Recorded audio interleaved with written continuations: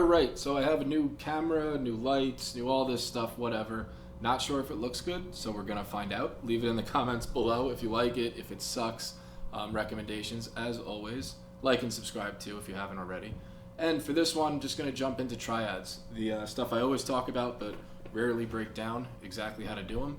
So triads take a major scale, 1, 2, 3, 4, 5, 6, 7, 1, or the octave. And what we're gonna do is play every other note. And we're going to play 3 notes. That's where you get the try from.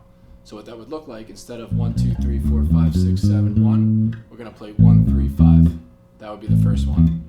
So that's 1, 3, the scale degree, 5. Then the next one, we're going to go 2, 4, 6. And then 3, 5, 7, 4, 6, 1, or 8, however you want to call it, octave.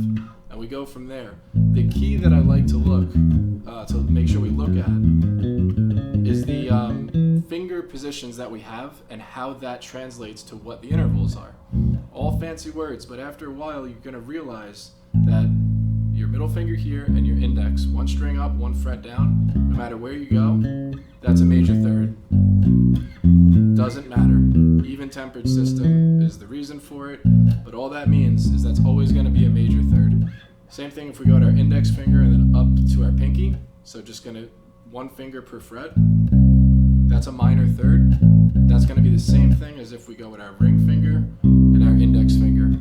Up a string, down 2 frets. So that's how we can really start to get to know the relationship between the notes. The relationship between the notes is music theory. That's what music theory is trying to describe. How do the notes relate to each other? And the way we measure that is with intervals. Intervals are like the tape measure, the ruler on any scale that we have. So a major scale would be 1, 2, 3, 4, 5, 6, 7, 1. And to put that even more specifically, root note, major second, major third, perfect fourth, perfect fifth, major sixth, major 7, octave.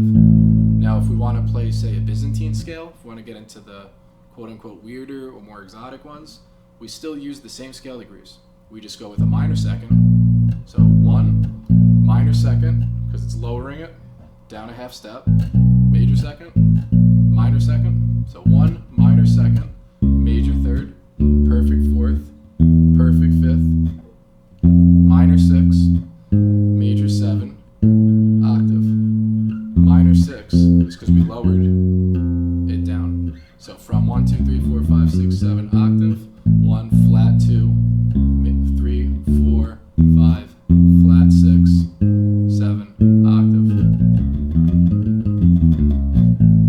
And that's how we can get the notes to relate to each other, and we can figure out how to play stuff without really thinking. When we just memorize, that's an octave position, that's a perfect fifth, or a power chord, as guitar players would call it, minor 6, major third, minor third, all the way around.